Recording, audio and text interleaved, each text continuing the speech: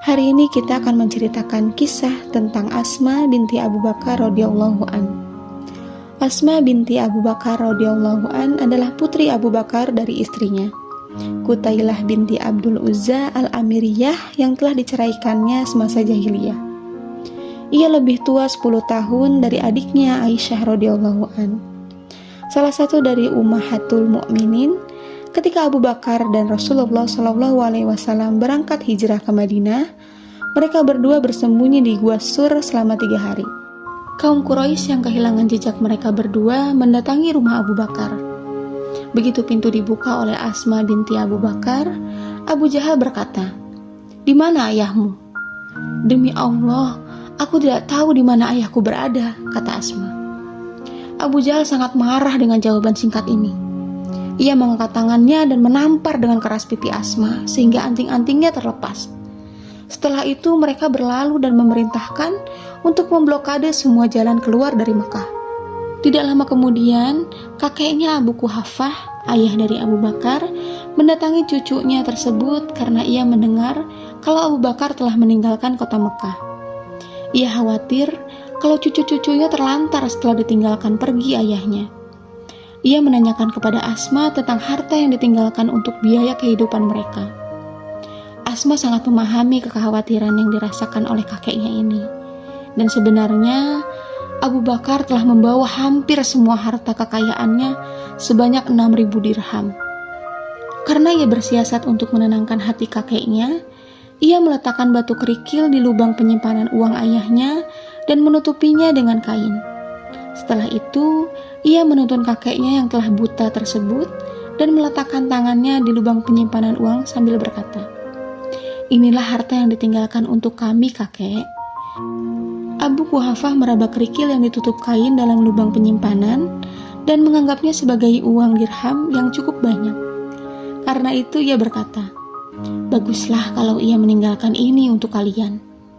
Setelah bersembunyi selama 3 hari di Gua Sur, Nabi SAW dan Abu Bakar memutuskan untuk berangkat ke Madinah. Asma mempersiapkan perbekalan, makanan dan minuman untuk perjalanan beliau dan ayahnya, lalu membawanya ke Gua Sur. Tetapi ia lupa tidak membawa tali untuk mengikatkan perbekalan tersebut ke tunggangannya. Karena itu ia membelah 2 ikat pinggangnya, satu potong digunakan untuk mengikat perbekalan ke tunggangan, satunya lagi dipakainya sebagai ikat pinggang. Melihat apa yang dilakukannya ini, Nabi SAW menggelarinya Zatun Nithaqain, yang memiliki 2 ikat pinggang. Semua peristiwa itu terjadi ketika Asma dalam keadaan hamil. Bahkan suaminya, Zubair bin Awam, telah terlebih dahulu hijrah bersama kaum muslimin lainnya. Sebagaimana diperintahkan Rasulullah SAW, sungguh pengorbanan yang tidak terkira dari wanita perkasa ini. Dan semua itu dilakukannya dengan ringan dan ikhlas, karena kecintaannya kepada Allah dan Rasul-Nya. Beberapa hari berlalu setelah peristiwa itu, saat itu Nabi SAW beserta Abu Bakar telah meninggalkan tenda Ummu Ma'bad. Terdengar suara yang menggema seantero Mekah. Suara syair yang diucapkan berulang-ulang. Allah penguasa arsy melimpahkan pahala yang terbaik. 2 orang yang lemah lembut lewat di tenda Ummu Ma'bad. Mereka melanjutkan perjalanan setelah singgah sejenak.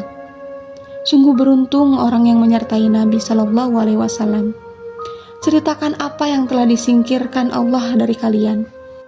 Karena perbuatan orang-orang yang tidak mendapat balasan, Bani Ka'ab benar-benar menjadi hina karena anak-anak gadisnya. Tanah yang subur adalah tempat duduk bagi mereka yang percaya. Tanyalah saudari kalian tentang domba dan bejananya. Jika kalian tanyakan domba itu, tentu akan melihatnya.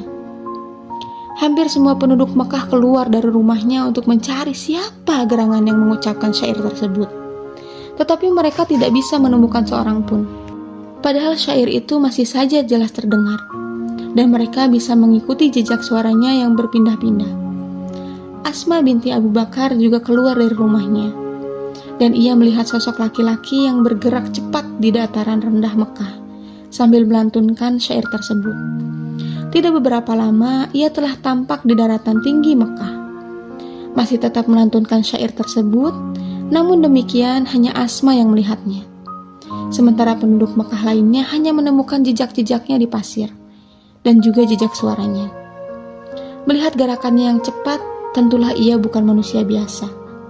Layaknya jin saja atau malaikat, wallahu a'lam. Yang jelas, dari syair-syair tersebut, Asma dan orang-orang muslim yang masih tinggal di Mekah mengetahui bahwa Nabi Shallallahu Alaihi Wasallam berada dalam perjalanan ke Madinah dan berada di jarak yang aman dari pengejaran kaum Quraisy. Beberapa hari berlalu setelah suasana kota menjadi tenang kembali karena hijrahnya Nabi Shallallahu Alaihi Wasallam dan Abu Bakar. Asma dan saudara-saudaranya menyusul hijrah ke Madinah beserta beberapa orang muslim yang masih tertinggal. Setelah beberapa hari tinggal di Madinah, ia melahirkan seorang bayi laki-laki yang diberi nama Abdullah. Kaum muslimin baik dari kalangan Ansor maupun Muhajirin menyambut gembira kelahiran Abdullah bin Zubair, seakan memperoleh durian runtuh. Mereka mengeluh-elukannya, bahkan membawanya keliling kota Madinah melewati kampung-kampung orang Yahudi. Apa sebabnya begitu? Heboh penyambutan kelahiran bayi Asma ini. Orang-orang Yahudi di Madinah ternyata tidak senang dengan kehadiran Nabi Shallallahu Alaihi Wasallam dan kaum Muhajirin di sana. Mereka mengatakan bahwa dukun-dukun Yahudi telah menyihir orang-orang Muslim tersebut sehingga mereka semua akan mandul. Karena itulah ketika Asma melahirkan putranya, kaum Muslimin menyambutnya dengan gegap gempita dan membawanya melewati kampung-kampung Yahudi untuk membuktikan bahwa apa yang telah mereka katakan hanyalah kebohongan semata-mata. Asma sempat mengalami masa-masa sulit dalam kehidupannya, kemudian berbalik menjadi kelimpahan. Tetapi semua itu tidak merubah kesolehannya dan ia tetap teguh memegang kebenaran. Allah memanjangkan usia Asma dan ia mengalami masa-masa fitnah. Hingga saat beralihnya kekuasaan ke tangan dinasti Bani Umayyah, ketika ia melahirkan putranya, Abdullah bin Zubair, dan putranya tersebut dibawa kepada Rasulullah SAW. Beliau melihat suatu gambaran jalan kehidupan putranya tersebut. Beliau bersabda tentang Abdullah bin Zubair, dia laksana domba yang dikelilingi oleh harimau yang berbulu domba. Setelah peristiwa Karbala dan Haran di Madinah, disusul kemudian dengan kematian Yazid bin Muawiyah, masyarakat Hijaz dan sekitarnya membaiat putra Asma, Abdullah bin Zubair, sebagai khalifah dengan kedudukannya di kota Mekah. Sementara di Syam, Bani Umayyah mengangkat Marwan bin Hakam, kemudian digantikan oleh putranya Abdul Malik bin Marwan.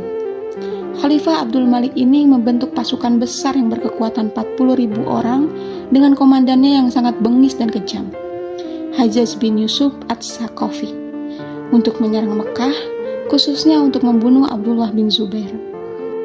Pasukan Syam ini melakukan pengepungan kota Mekah selama berbulan-bulan sambil menyerangnya dengan manjanik, yaitu ketapel besar dengan peluru batu-batuan dan terkadang berapi, sehingga sebagian Masjidil Haram dan Ka'bah mengalami kerusakan.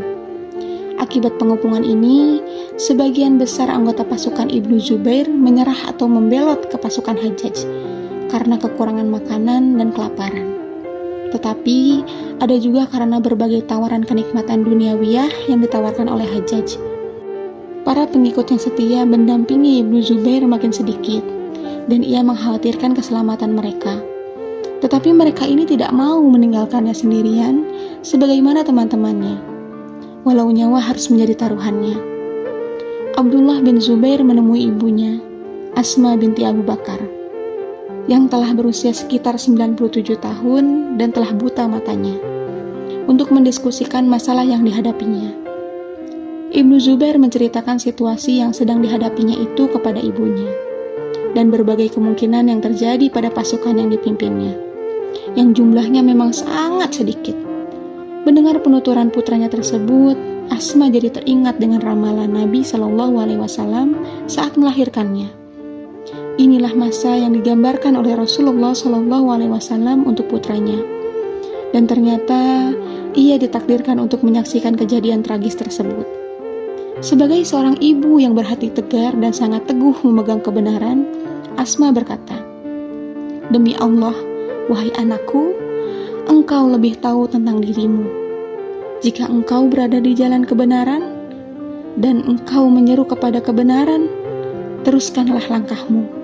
Sahabat-sahabatmu telah banyak yang gugur demi kebenaran tersebut. Janganlah engkau mau dipermainkan oleh budak-budak Bani Umayyah.